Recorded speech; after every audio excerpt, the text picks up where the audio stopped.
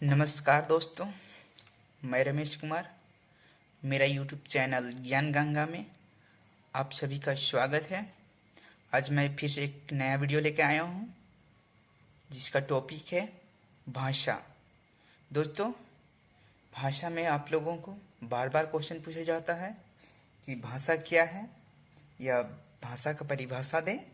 भाषा कितने प्रकार के होते हैं, भाषा के कितने अंग होते हैं, भाषा की प्रमुख विशेषताएं कौन कौन है। दोस्तों, ये सारे क्वेश्चन आप लोगों को एग्जाम में बार बार पूछी जाती है। तो चलिए मैं दोस्तों सबसे पहले भाषा क्या है या भाषा की परिभाषा ये बताऊंगा। तो चलिए शुरुआत कर। भाषा क्या है या भाषा की परिभाषा दे। उत्तर: मनुष्य जब अपने मन, विचार या भावों को किसी दूसरे व्यक्ति से आदान प्रदान करता है तो उसे भाषा कहते हैं। समझ गए दोस्तों?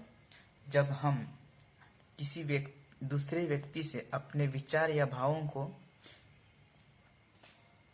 आदान प्रदान करते हैं, हम उससे कुछ बोलेंगे, वो हमें कुछ समझ के हमसे कुछ बोलेगा, तो उसे ही भाषा कहते हैं। या इसका परिभाषा अलग प्रकार देख सकते हैं, भाषा की परिभाषा। चलिए मैं इस पे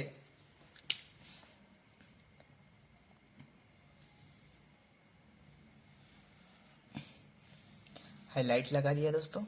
अब इसका परिभाषा देख लेते हैं। भाषा मानव अवयवों के उच्चारण से उपचरित यादृच्छिक ध्वनि प्रतीकों की वह संघ रचनात्मक व्यवस्था है जिसके द्वारा विशेष के लोग आपस में विचार विमर्श करते हैं, जैसे लेखक, कवि या वक्ता के रूप में अपने अनुभवों एवं भावों आदि को व्यक्त करते हैं तथा अपने वैयक्तिक और सामाजिक व्यक्तित्व, विशिष्टता तथा अस्मिता के संबंध में जाने अनजाने जानकारी देते हैं, उसे ही भाषा कहते हैं। दोस्तों, अब देखेंगे भाषा कितने प्रकार के होते हैं। चलिए दोस्तों इसको भी देख लेते हैं। भाषा कितने प्रकार के होते हैं दोस्तों? दो प्रकार के। कौन कौन दोस्तों? चलिए मैं बताता हूँ। भाषा दो प्रकार के होते हैं। कौन कौन? पहला है मौखिक और दूसरी लिखित। अब प्रमुख विशेषताएं कौन कौन है टॉपिक है दोस्तों? भाषा की प्रमुख विशेषताएं कौन कौन है? चलिए इसको फिर से एक बार देख लेंगे, फिर बाद में समझेंगे। भाषा की प्रमुख विशेषताएं निम्नलिखित हैं। कौन कौन? चलिए जानते हैं। भाषा पैतृक संपत्ति नहीं है। दूसरा, भाषा अर्जित संपत्ति नहीं है। तीसरा, भाषा अध्ययन सामाजिक वस्तु है। चौथा, भाषा परंपरा है, व्यक्ति उसका अर्जन कर सकता है लेकिन उसे उत्पन्न नहीं कर सकता है। भाषा को अर्जित अनुकरण द्वारा होता है। भाषा का अर्जन अनुकरण द्वारा होता है। किसके द्वारा दोस्तों? अनुकरण के द्वारा। भाषा चिर परिवर्तनशील है। क्या है दोस्तों? चिर परिवर्तनशील। सातवां है, भाषा का कोई अंतिम स्वरूप नहीं है।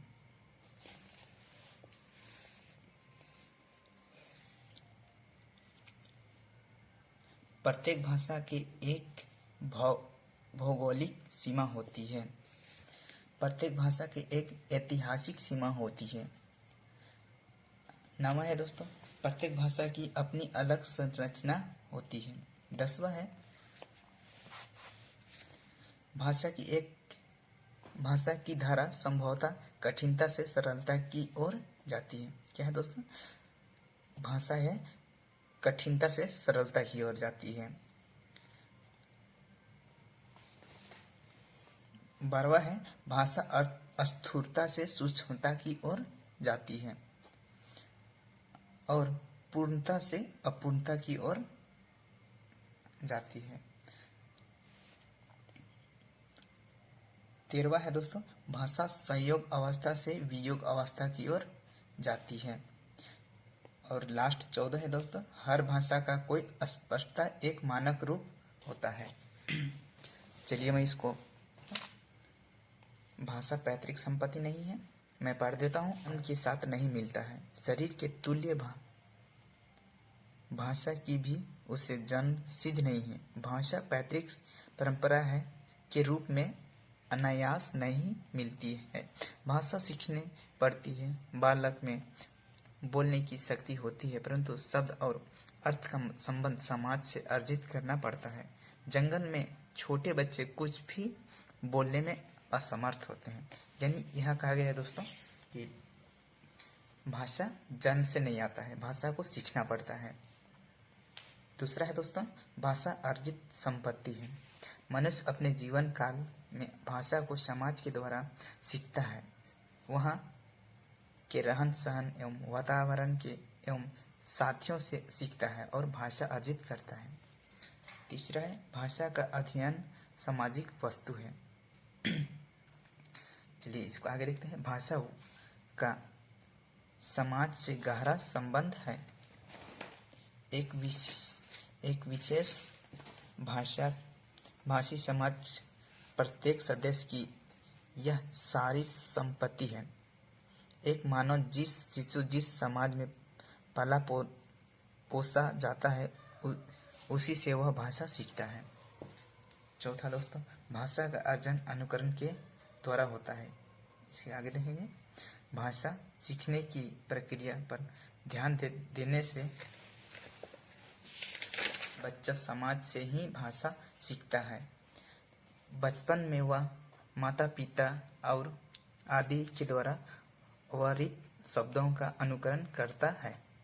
यह सीखने की प्रक्रिया बाल्यकाल से लेकर जीवन भर चलती है।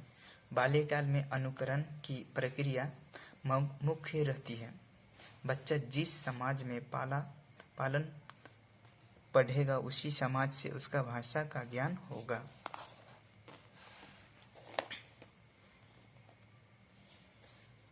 छठा है दोस्तों, भाषा चिर परिवर्तनशील है। कैसे दोस्तों? भाषा अस्थायी नहीं रहता है, वह निरंतर बदलते रहता है। सृष्टि की प्रत्येक वस्तु के समय भाषा की परिवर्तित होने वाली वस्तुएं हैं। किसी देश और किसी युग की भाषा ऐसी नहीं रही जो परिवर्तन ना हुई हो। आठवां, भाषा का कोई अंतिम स्वरूप नहीं है। कैसे? चलिए देखते हैं। भाषा सदैव प्रवर्धमान होता है, अतः इसका कोई एक अंतिम रूप नहीं होता है। विश्व की समस्त वस्तुएं परिवर्तनशील है, उसी प्रकार भाषा भी परिवर्तनशील है। इसमें कहा गया है दोस्तों कि भाषा परिवर्तनशील है, यह परिवर्तित होते रहता है, बदलते रहता है। नवा है दोस्तों, भाषा की धारा स्वभावतः कठिनता से सरलता की ओर आती है। कैसे आती है? चलिए देखते हैं। भाषा कठिनता से सरलता की ओर जा रहती है। जिस प्रकार जल की धारा ऊपर से नीचे की ओर जाती है, उसी प्रकार भाषा भी कठिनता से सरलता की ओर जाती है। जनसाधारण में मुख्यतः हम छोटे बच्चों में यह देख सकते हैं कि वे शब्दों को सरल बना लेते हैं, जैसे प्रधानमंत्री से पीएम, मुख्यमंत्री से सीएम। भाषा अस्थूलता से सूक्ष्मता की और पूर्णता से अपूर्णता की ओर, भाषा संयोग अवस्था से वियोग अवस्था की ओर जाती है। कैसे दोस्तों? चलिए देखते हैं। मूल रूप से सभी भाषाएं संयोग अवस्था से में थी। उनका स्वरूप संगीत या संश्लेषण प्रधान था। इनमें प्रकृति और प्रत्यय को समन्वित रूप में रखा जाता था, परंतु भाषा के वह प्रभाव के साथ वियोग या विश्लेषण की प्रवृत्ति बढ़ती गई और अंत में भाषा वियोग अवस्था को प्राप्त हो गया। और लास्ट है दोस्तों, हर भाषा का स्पष्टता एक मानक रूप होता है। अगर मेरी वीडियो अच्छी लगी तो दोस्तों सब्सक्राइब और लाइक जरूर कीजिएगा। अब चलते हैं दोस्तों, जय हिंद।